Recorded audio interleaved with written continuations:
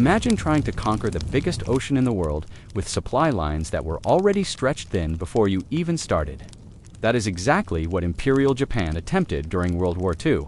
After their stunning victories in the early months of the Pacific War, Pearl Harbor, the Philippines, Malaya, and the Dutch East Indies, the Japanese military convinced itself that it could keep expanding endlessly. On paper, it looked like a mountain stroke. They would control vital resources, cut off Western powers from Asia, and build an empire that stretched from Burma all the way to the Central Pacific. In reality, it was a logistical nightmare waiting to collapse. The kind of overconfidence that proves how even professional armies can make decisions so dumb they almost look comedic in hindsight. To understand why this was such a disaster, you have to look at the geography.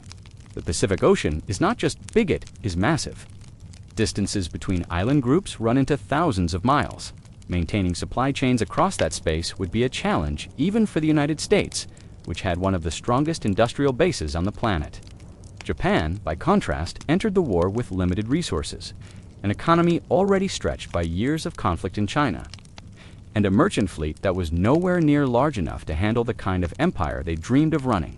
Think of it like trying to build a grocery delivery business when you only have 2 bicycles and half a gallon of gas. You might be able to make a few deliveries at first, but the further you go, the harder it becomes to keep up. For Japan, every new conquest, Guam, Wake Island, the Solomon Islands, Burma, did more strain. Each garrison needed food, ammunition, medicine, and reinforcements. Every ship carrying those supplies had to run a gauntlet of Allied submarines, aircraft, and later on, entire naval task forces. The bigger the empire got, the weaker its foundations became. The irony is that Japan's leaders knew from the start that their country could not match the United States in an extended war. The attack on Pearl Harbor was meant to shock America into accepting Japanese dominance in Asia, not to invite a grinding, years-long conflict. But after their initial victories, Japan kept expanding anyway. The military believed that if they occupied enough islands and fortified them heavily, the Allies would bleed themselves dry trying to take them back. This defensive perimeter strategy looked clever in meetings. In practice, it meant scattering precious troops and supplies across thousands of miles of ocean, hoping the enemy would play along. Supplies quickly became a critical weakness. Japan relied heavily on oil, rubber, and other raw materials from conquered territories in Southeast Asia. To get that oil to the home islands, tankers had to sail long, vulnerable routes across waters patrolled by American submarines. By 1943, the U.S. submarine campaign was sinking Japanese merchant ships faster than they could be replaced. Factories in Japan slowed to a crawl because fuel never arrived. Planes sat idle on runways, and ships couldn't leave port. The empire on paper was massive, but in practice it was starving. The soldiers on the outer islands felt this shortage more than anyone.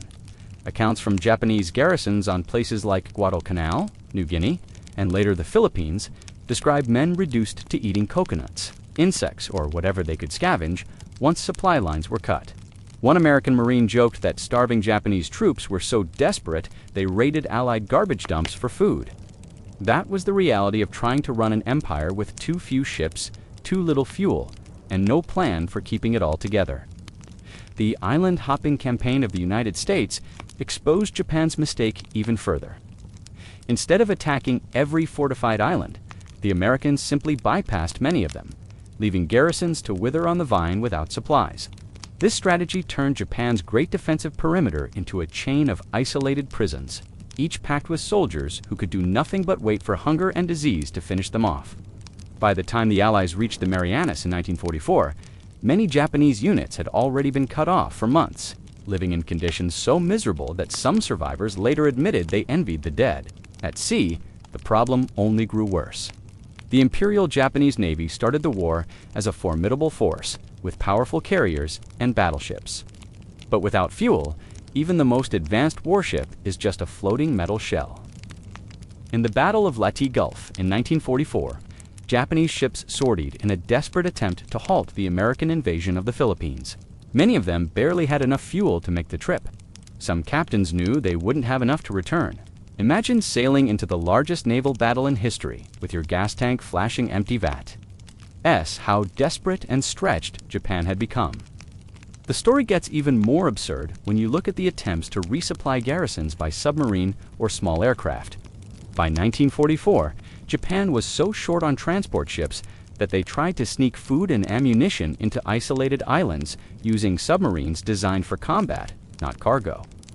Planes carried rice instead of bombs, sometimes dropping it by parachute to starving troops below. These efforts were heroic in their own way, but they were band-aids on a problem that could never be solved. An empire that depended on fragile, crumbling supply lines was doomed the moment the United States committed to a long war. Another aspect of Japan's overreach was manpower. The Army and Navy were often at odds, competing for resources rather than coordinating. Instead of concentrating their forces, Japan scattered them across places of little strategic value. Thousands of soldiers were stationed on remote islands that the Allies simply bypassed, making them irrelevant to the larger war. Those men could have reinforced critical battles like Guadalcanal or the Philippines, but instead they were left to starve on forgotten outposts. It was the military equivalent of spreading your butter so thin on bread that you can't even taste it anymore.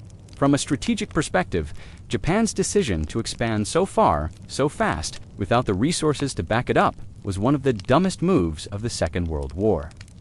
They believed that audacity alone could make up for their weaknesses.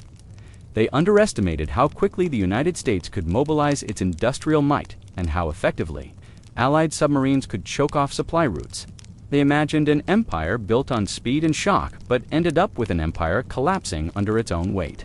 What makes this story even more striking is how familiar it sounds when you think about dumb decisions in history.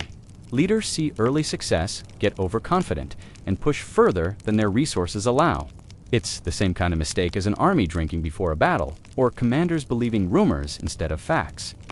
Japan's empire in the Pacific was impressive to look at on a map, but it was as fragile as glass. The moment it was tested, the cracks spread everywhere. If you enjoyed this dive into one of the dumbest strategic mistakes of World War II and want more stories about how overconfidence and bad planning shaped history, make sure to like, comment, and subscribe to Dumb Historian. This was part 1 of a 5-part series, so stay tuned for the next chapter, where we keep unraveling the questionable choices and outright blunders that changed the course of history. The Japanese High Command convinced themselves that the key to winning the Pacific war lay in drawing a massive defensive line, a perimeter so wide and intimidating that no enemy would dare break it. On paper, it looked logical. By fortifying an arc of islands stretching from the Aleutians in the north down through the Gilbert's Marshalls and Solomons, all the way to New Guinea and Burma, they could shield their empire and guard the home islands. This mindset became so ingrained that American analysts later gave it a nickname, perimeteritis. It was less a strategy and more an obsession, and it led Japan straight into one of the most wasteful deployments of manpower and resources in the entire war. The problem with a perimeter that wide is that it turns into a massive liability the moment the enemy tests it. Every single island, no matter how tiny, remote, or strategically useless, had to be garrisoned. Japanese commanders poured troops into dots on the map, some no larger than a village, because they were convinced that leaving any gap would invite invasion. Each of these garrisons needed to be supplied, reinforced, and maintained. That meant shipping out food, weapons, medicine, and construction materials across thousands of miles of open ocean, often at great risk to Allied submarines and aircraft waiting to pounce. The result was predictable. Instead of concentrating their strength in places that really mattered, Japan scattered it across the Pacific like someone spreading too little butter over a slice of bread. At first glance, the map looked intimidating, hundreds of red flags marking Japanese control across the ocean. But in reality, those forces were diluted. Some islands had only small detachments that could never hope to resist an American attack, while others had garrisons that were too large to be supported once the U.S. Navy gained control of the seas. A clear example of this problem came during the Guadalcanal campaign in 1942. The Japanese rushed thousands of troops to the island to hold on to an airfield that they believed was vital to their defensive line. But their obsession with holding that perimeter forced them to feed troops into a battle they couldn't sustain. Supply lines broke down almost immediately. Soldiers fought not just against the Americans, but against hunger, disease, and exhaustion. Even as men starved and ships were sunk, the Japanese High Command refused to consider pulling back. They saw retreat not as a tactical option, but as a betrayal of the perimeter, so they poured in more lives until the losses became catastrophic. The tragedy of perimeteritis is that so many soldiers were condemned to isolation. Once the Americans began their strategy of island hopping, bypassing heavily fortified outposts and cutting them off, Japanese garrisons were stranded.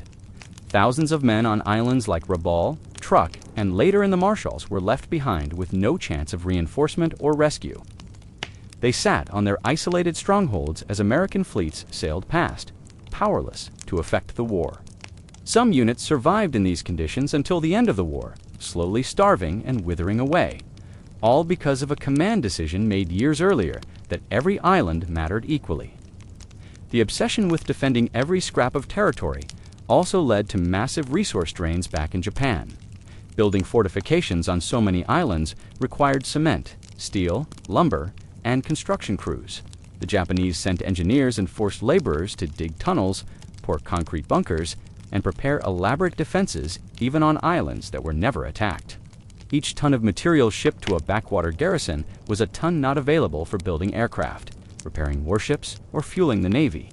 This was the hidden cost of the perimeter. The empire bled itself dry, trying to make every tiny piece of land into an impregnable fortress, even when those fortresses turned out to be irrelevant. It is worth remembering that Japan's generals and admirals were not fools. They understood the risks of facing the industrial might of the United States. Their hope was that by creating such a wide defensive zone, they could make the cost of attacking so high that the Americans would consider negotiating. But that assumption was rooted in a misunderstanding of their enemy. The United States, once committed, was willing to pay the price, and it had the resources to do so. Japan's wide perimeter, instead of intimidating, simply gave the U.S. more opportunities to choose where to strike, when to bypass, and how to choke off supply lines. The Philippines campaign provides another striking illustration.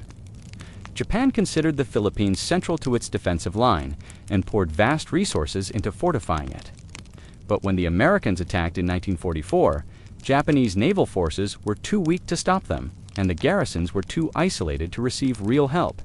The result was a devastating defeat at Leyte Gulf and the eventual destruction of Japanese ground forces in the islands. The obsession with defending the perimeter at all costs locked Japan into battles it could not win, wasting manpower that might have been used more effectively closer to home. At the heart of perimeteritis was a refusal to adapt. Once the strategy was set, Japan clung to it with near religious devotion, even as evidence piled up that it wasn't working. Commanders at the front reported starving men, sinking supply ships, and dwindling resources. Yet the high command insisted on reinforcing hopeless positions, convinced that holding ground mattered more than conserving strength. This mindset trapped them in a cycle of loss. Every attempt to shore up the perimeter only weakened their ability to fight where it counted. For the soldiers stuck on these islands, the consequences were devastating. Imagine being stationed on a jungle-covered rock in the middle of the Pacific with no way off, no chance of resupply, and the knowledge that the enemy would either bypass you or come eventually with overwhelming force. Many garrisons lived in misery for years, reduced to growing their own food or scavenging supplies from wrecked ships. Some turned to extreme survival measures, while others simply wasted away from disease and malnutrition. These men were not holding a proud defensive line. They were abandoned pawns in a flawed strategy. The longer the war dragged on, the more obvious the cracks in the perimeter became. American bombers struck from newly captured islands, hammering bases that Japan had once believed were safe behind their defenses. Submarines prowled shipping lanes, making it nearly impossible to keep distant garrisons supplied. By 1945, many Japanese soldiers were cut off entirely, left with rifles but no bullets, uniforms but no boots, and loyalty but no hope. They were casualties not of direct combat, but of poor planning and an obsession with defending everything at once. Japan's perimeteritis is one of the clearest examples of how a military can trap itself with its own strategy. Instead of focusing on flexibility and conservation of force, they tried to draw a line in the ocean, stretching it until it broke. What looked formidable on a map turned into a slow-motion collapse in reality. The empire became a prisoner of its own perimeter, and the soldiers who manned it paid the ultimate price. This was the second part of our look into the dumbest decisions of Japan's Pacific War. The idea of defending everything ended up defending nothing. and the very perimeter meant to protect the empire only accelerated its downfall. When Japan set out to build its empire across the Pacific and into Southeast Asia, it created a problem that no army, no matter how disciplined, could overcome. Conquering territory was one thing, but keeping those far-flung garrisons supplied was another. The Pacific is vast, and every mile conquered meant another mile that needed food, fuel, ammunition, and reinforcements to travel. Supply lines that stretched across thousands of miles of open ocean soon became thinner than paper, and those fragile connections were exactly what the Americans targeted. At the start of the war, Japan had a merchant fleet that looked respectable on paper, over 6 million tons of shipping. This fleet was tasked with carrying everything the empire needed: rice from Southeast Asia, rubber from Malaya, oil from the Dutch East Indies, and soldiers to every corner of their expanding territory. But the Japanese military never fully invested in protecting this lifeline. Their naval doctrine was built around decisive battles with enemy fleets, not the slow and unglamorous work of convoy protection. They believed their strength lay in their mighty battleships and aircraft carriers, not in escorting freighters and tankers across dangerous waters. That assumption was catastrophic. The U.S. Navy, understanding Japan's dependence on long supply lines, unleashed its submarine fleet in a campaign that was as relentless as it was effective. American submarines stalked the shipping routes, sinking tankers, freighters, and troop transports with ruthless efficiency. By the end of the war, U.S. submarines had destroyed more than half of Japan's merchant fleet. The Japanese called it the Starvation Campaign, and the name was no exaggeration. The impact of these losses was immediate and brutal.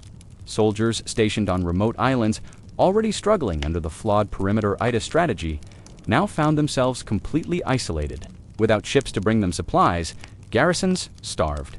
Ammunition ran out. Troops who were supposed to hold defensive positions against American assaults were reduced to foraging for roots and coconuts. In many cases, Japanese soldiers never faced the enemy directly. Instead, they wasted away, trapped on islands that had become their graves. One of the clearest examples of this disaster was the situation in the Philippines and New Guinea. Japan had poured tens of thousands of soldiers into these regions, convinced that holding them was critical to their defensive line. But when American forces advanced, Japanese resupply efforts collapsed. Submarines sank transport ships by the dozens, and the few vessels that got through delivered only a fraction of what was needed. Soldiers who should have been preparing for battle instead died of malaria, malnutrition, and exhaustion. They were defeated long before the first American assault reached their shores. Fuel was perhaps the most critical loss. Japan had no significant domestic oil reserves and relied almost entirely on shipments from the Dutch East Indies. Once American submarines and aircraft began cutting off those shipments, the Japanese Navy started to grind to a halt. Aircraft carriers couldn't launch planes, battleships couldn't leave port, and supply convoys were reduced to skeleton operations. By 1944, the Japanese Navy was in many cases unable to even train its pilots because there wasn't enough fuel for practice flights. Imagine having an army filled with weapons and aircraft, but no way to move or use them. This was the slow death of Japan's military power, brought about by its inability to secure its own supply lines. The Japanese tried to adapt, but their solutions only made the problem worse. They began building smaller wooden ships to replace the steel freighters that were being sunk. But these vessels were slow, vulnerable, and barely capable of carrying significant cargo.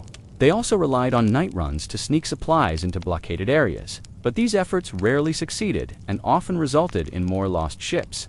The Americans, with advanced radar and an ever-growing submarine fleet, were always waiting. The Pacific became a hunting ground, and Japanese shipping was the prey. One of the cruelest aspects of this logistical nightmare was the way it destroyed morale. Soldiers sent to distant islands believed they were part of a proud mission to defend the empire. But instead, they found themselves abandoned. Letters from these garrisons describe men reduced to eating rats, boiling tree bark for soup, or fighting over scraps of food.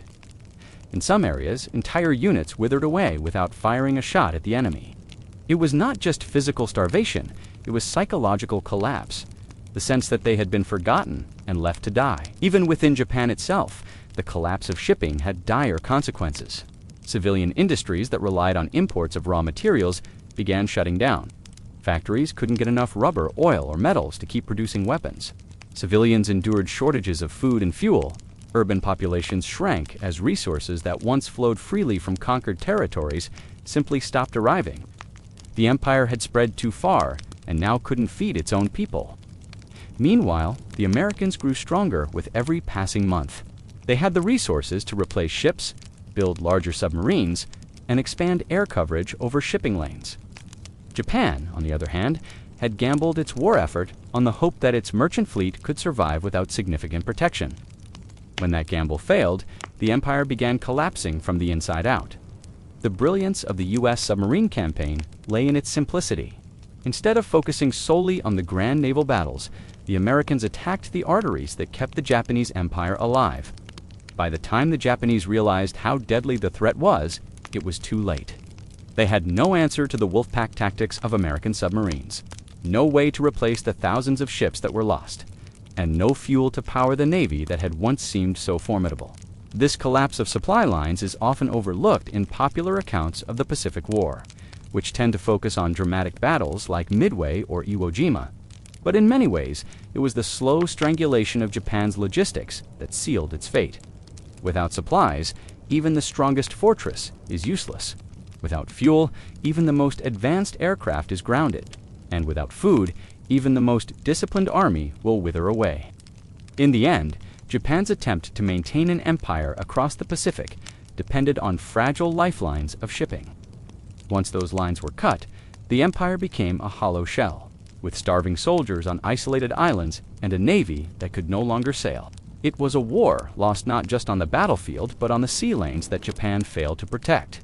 This was the third part of our story on Japan's dumbest wartime decisions. Their empire stretched far, but their supply lines stretched farther, and when those lines snapped, everything began to collapse. When we think about the Pacific War, the first images that often come to mind are bloody battlesmarine landings under heavy fire, jungle ambushes, or kamikaze planes diving into American ships. But for the Japanese soldiers stationed across their vast empire, many never even made it to such battles. The truth is that starvation, disease, and malnutrition claimed more Japanese lives than American bullets or bombs ever did. It wasn't a failure of bravery or willingness to fight. It was a collapse of logistics, a slow death sentence handed down by their own leaders' decisions. By the middle years of the war, the reality of Japan's overreach was brutally clear.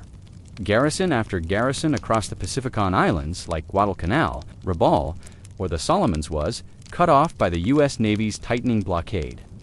Once American submarines and aircraft choked off shipping routes, these islands became traps. Japanese soldiers were ordered to hold their ground, but with no food or medical supplies arriving, holding often meant wasting away in jungle camps, watching comrades die one by one. The scale of the suffering is staggering. Historians estimate that more than half of Japanese military deaths during World War II were not from direct combat but from starvation and disease. Malaria, beriberi, dysentery, and tropical fevers ripped through the ranks. Starving men lacked the strength to fight off infection, and inadequate medicine meant that even minor wounds could turn fatal. Soldiers who had once marched proudly to war were reduced to skeletons, too weak to even lift a rifle.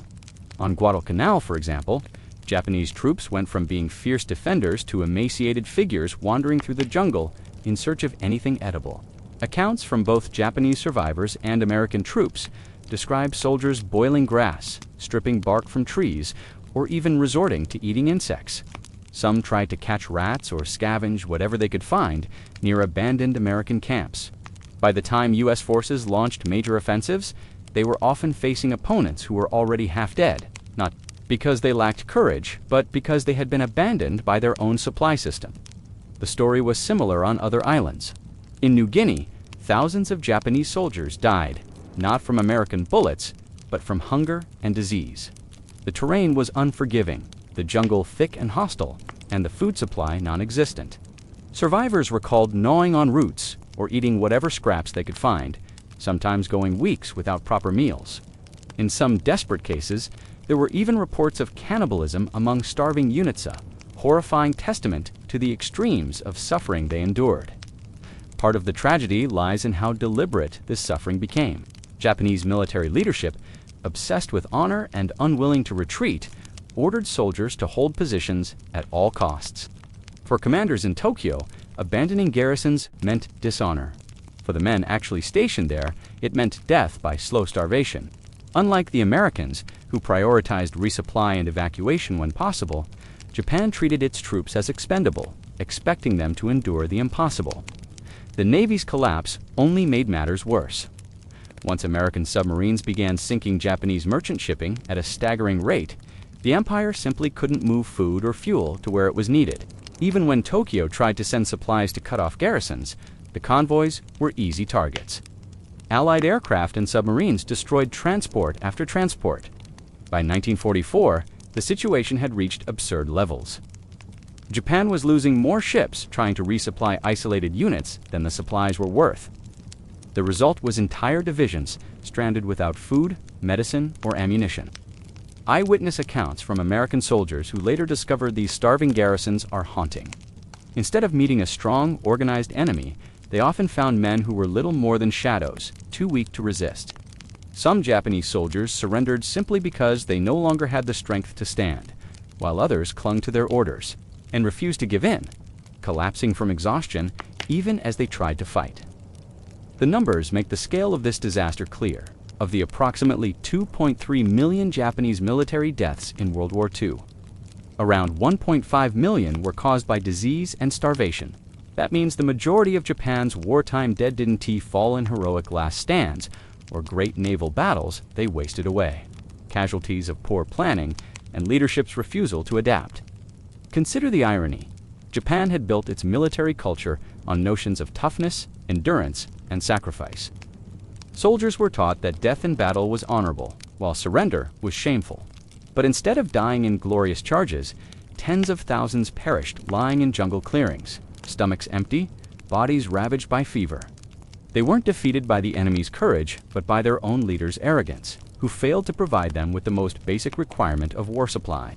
The starvation wasn't confined to distant islands either. As the war dragged on and supply lines collapsed, even the home islands began to feel the hunger. Civilians in Japan experienced shortages, rationing, and malnutrition.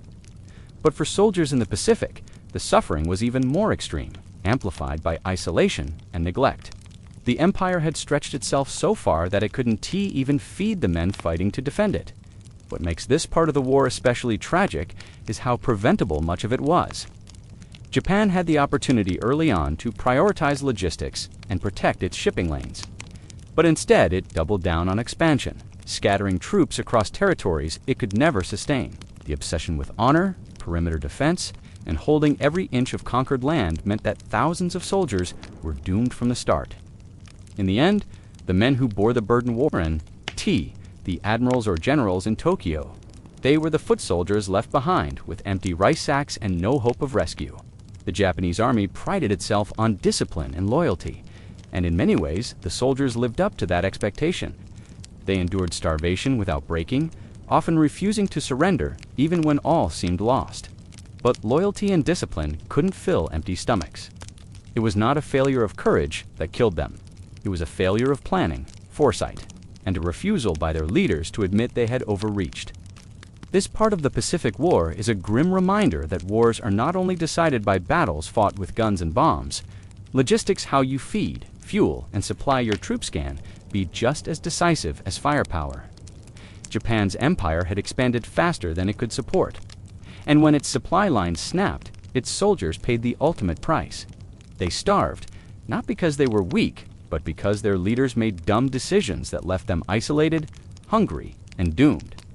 This was the fourth part of our story on Japan's dumbest wartime decisions.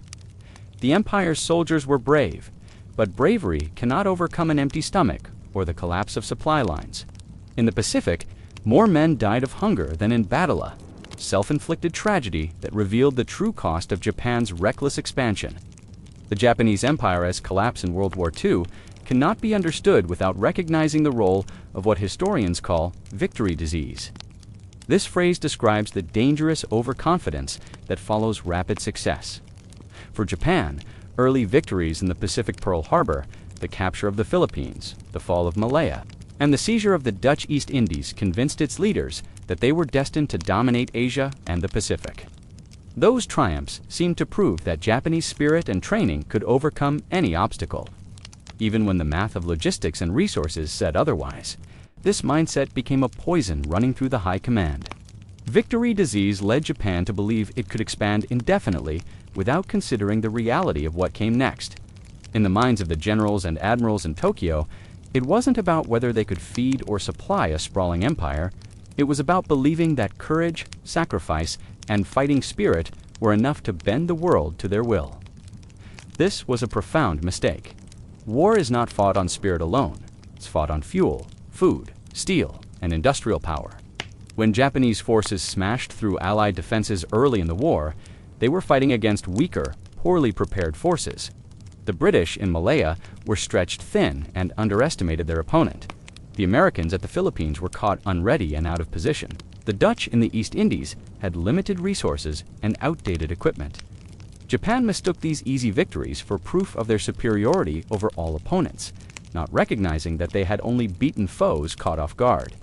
Once they faced an enemy fully mobilized and determined, their overconfidence would be exposed. One of the clearest examples of victory disease at work was the attack on Pearl Harbor. Japan believed that by crippling the U.S. Pacific Fleet in one blow, it would buy time to secure its empire and force Washington into negotiations. The Japanese leaders assumed that the shock of the attack would break American willpower. Instead, it galvanized the United States into total war. The Japanese had completely misread their opponent, a mistake fueled by arrogance. They thought the U.S. would act like them accepting a quick peace after a hard hit, when in reality, the attack made peace impossible. Victory disease also shaped Japan's strategic choices. Rather than consolidating gains, building defenses, and ensuring supply lines, Tokyo pushed outward. They kept grabbing more islands, more coastlines, and more responsibilities that their navy and army couldn't possibly support. Every success drove them to gamble further, convinced that momentum was all they needed. It was like a gambler at a casino who keeps betting bigger after every win, convinced the streak will never end. The problem is that streaks end, and when they do, the fall is catastrophic. Perhaps the most dangerous illusion of victory disease was the belief that Japanese spirit could compensate for material weakness. Leaders claimed that the Yamato spirit, a mixture of discipline, sacrifice, and loyalty, would give their soldiers the edge against any enemy. This was why they thought they could defeat an opponent like the United States, whose industrial capacity dwarfed their own. Japan produced about 70,000 aircraft in the entire war. The United States built nearly 300,000. Japan's Navy lost carriers and struggled to replace them, while America launched new carriers faster than Japan could sink them. No amount of spirit could close that gap. The consequences of this arrogance became clearer with each passing year. At Midway in 1942, Japan's overconfidence led them to underestimate American code-breaking and readiness. For Japanese carriers were destroyed in a single battle, a loss from which they never truly recovered. Yet even then, the High Command refused to face the reality of their situation. They convinced themselves that the loss was temporary, that the tide could be reversed by sheer willpower. It was victory disease again blinding them to facts in favor of wishful thinking. On the ground, this overconfidence trickled down to the soldiers. Men were told that they were invincible, that their spirit would triumph even against hunger and disease. But, as we've already seen, spirit did not fill empty stomachs. Starvation claimed far more lives than American firepower, and soldiers stranded on remote islands soon discovered that the promises of their leaders were hollow. For those men, the victory disease of their commanders turned into a slow, agonizing death sentence. The United States, meanwhile, approached the war with a very different mindset. Shocked by Pearl Harbor, America mobilized with cold, calculated efficiency. Factories switched overnight to war production, shipyards worked round the clock, and scientific advances were poured into weapons and tactics. While Japan believed in spirit, the U.S. believed in industry. That difference defined the outcome. By 1944, the United States was producing more war material than Japan could ever hope to match. American carriers filled the Pacific, bombers rained destruction on Japanese cities, and submarines strangled Japanese supply lines. All the bravery in the world couldn't make up for being cut off, underfed, and outgunned. Victory disease also influenced how Japan treated potential opportunities for peace. Early in the war, after their string of successes, Tokyo could have negotiated from a position of strength, perhaps keeping some of their territorial gains, but arrogance made them blind to compromise. They believed total victory was possible, that they could humble the United States and force recognition of their empire. By refusing to settle, they doomed themselves to fight a war they could never win. When they finally did seek peace in 1945, it was too late. Their cities were burning, their navy sunk, their armies cut off, and atomic bombs had been dropped on Hiroshima and Nagasaki. In hindsight, victory disease was not just a mistake, it was the root of all the dumb decisions that followed. Overconfidence drove Japan to expand beyond reason, to build a perimeter they couldn't defend, to rely on supply lines they couldn't protect, and to sacrifice their soldiers to hunger and neglect. It was the arrogance of thinking they could outfight reality itself. Wars punish arrogance more than anything else, and for Japan, the punishment was total. This completes our story of Japan's dumbest wartime decisions. From empire building on a shoestring to the starvation of their own soldiers, all the way to the deadly arrogance of victory disease. It shows us that even the most disciplined military can collapse when its leaders confuse courage with capacity, and when overconfidence blinds them to the limits of their power. If you enjoyed this deep dive into the mistakes and miscalculations of World War II, make sure to like this video, drop a comment with your thoughts, and subscribe to Dumb Historian for more stories of history's biggest blunders. That way, you'll never miss another look into the decisions that shaped the past in ways their leaders never intended.